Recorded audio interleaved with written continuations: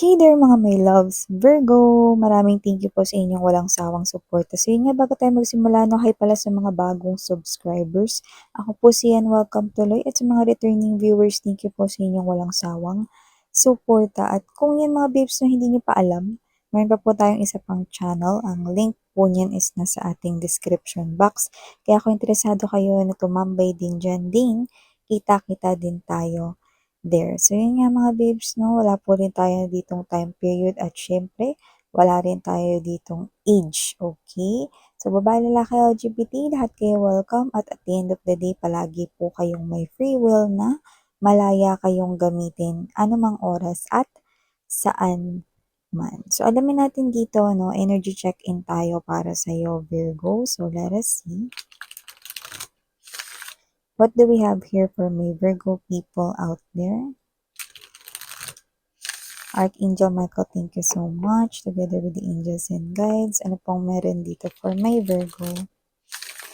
This reading is intended for Virgo people. What do we have here for Virgo, please? Messages for Virgo. Can you please show me? Virgo.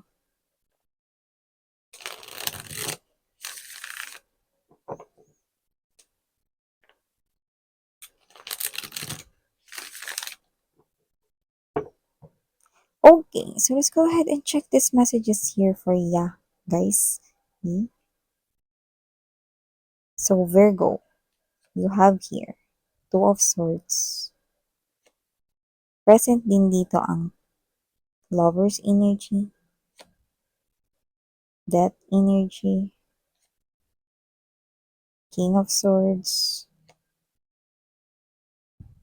the Wheel of Fortune, Three of Pentacles, bottom of the deck, Nine of Swords, Nine of Pentacles. We're seeing a lot of number nines, no?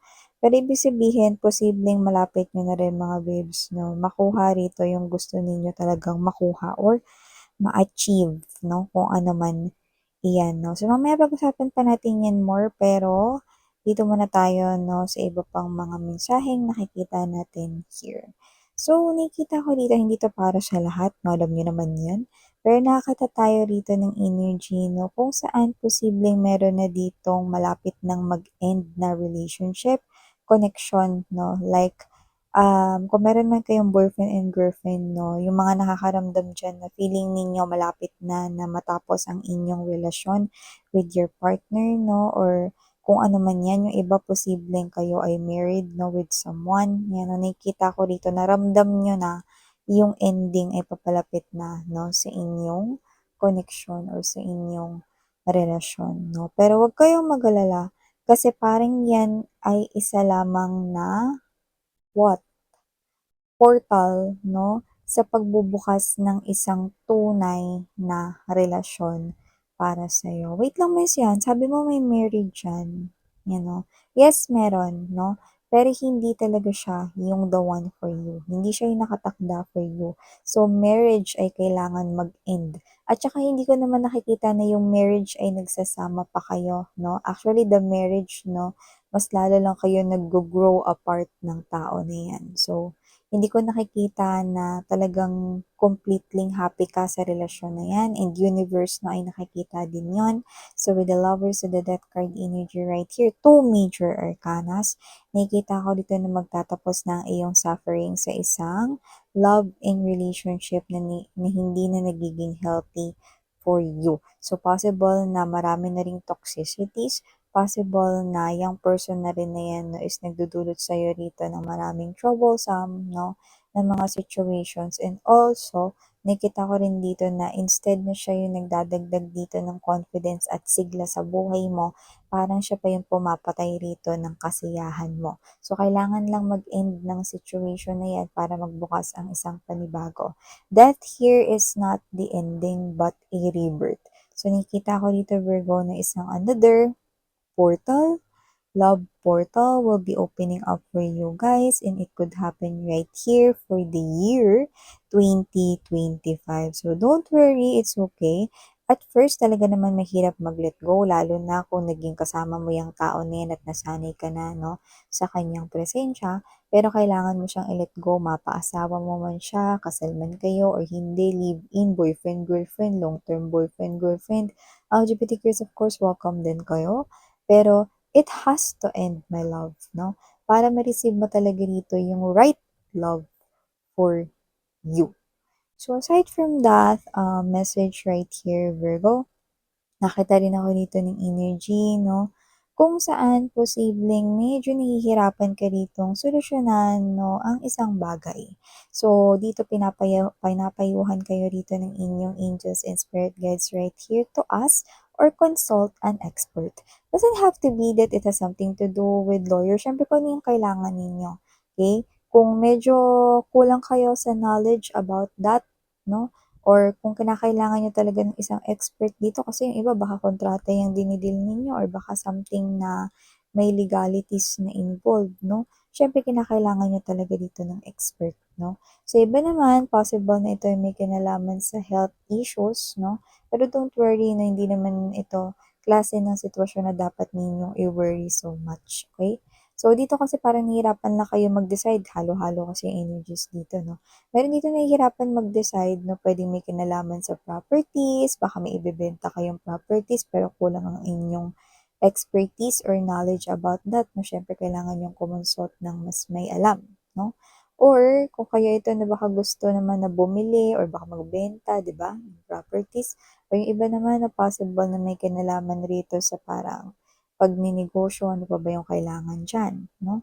Yung iba naman, doesn't have to be na expert talaga na as in professional yung kailangan ninyo. Pero yung iba posibleng meron lang problema, no, sa kanilang area ng life. Sabihin natin, yung iba na mga problema sa love life, no? Then, pwede ninyong hingan ng advice, no, yung friend ninyo or yung someone na kilala nyo rito, no, na parang magaling or expert magbigay ng love advice, no?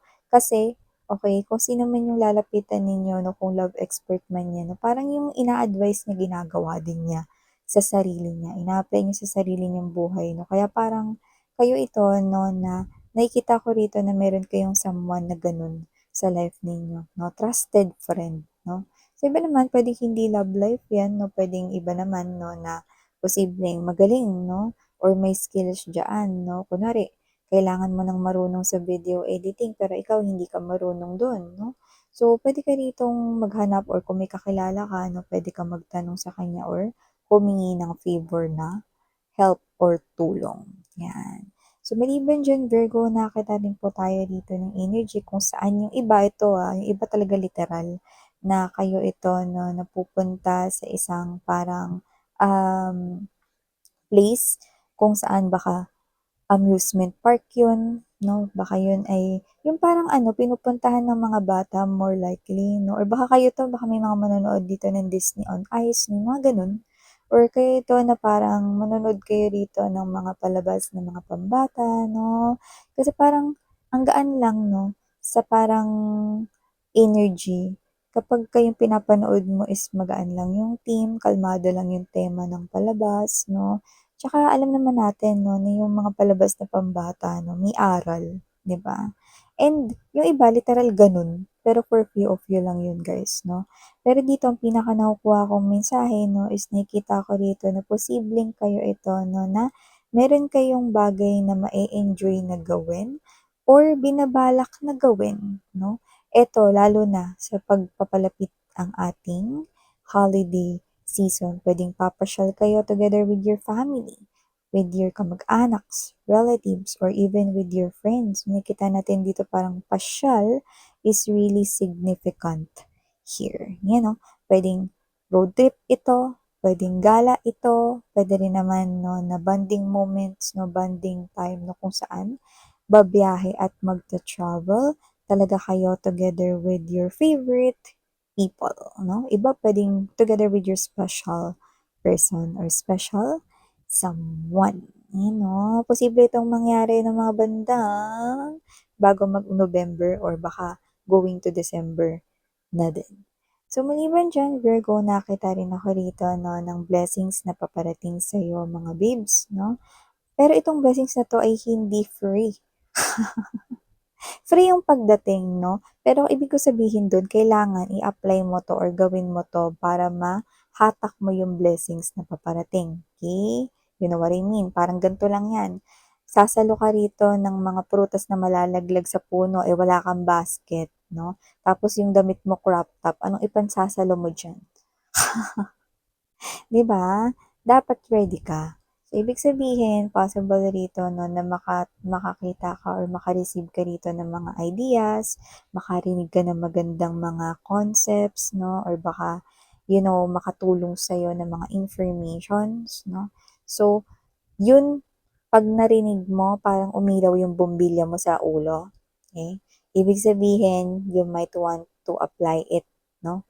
Puwedeng sa kaperahan mo, trabaho mo, negosyo mo. Puwede rin naman sa love life mo, basta makakatulong yun sa'yo 'no, and blessing will come papunta sa'yo, okey? Parang ganito yan, example, meron kang nagugustuhang tao 'no, pero hindi mo alam paano mo pa siya ditong papaibig ta's may makakumpitensya ka pa, 'di ba? Ngayon, tutulungan ka ni universe right here 'no, with the presence of Wheel of Fortune, King of Swords 'no, papadala sila sa'yo rito ng posible mong dapat gawin. Pero hindi nila yan sasabihin na, "Oh, abang-abang ka lang diyan, papadala kami sa'yo, mamaya 5:00 walang gano'n 'no. So, kayo ito na kailangan aware kayo 'no, be observant here with your surroundings 'no.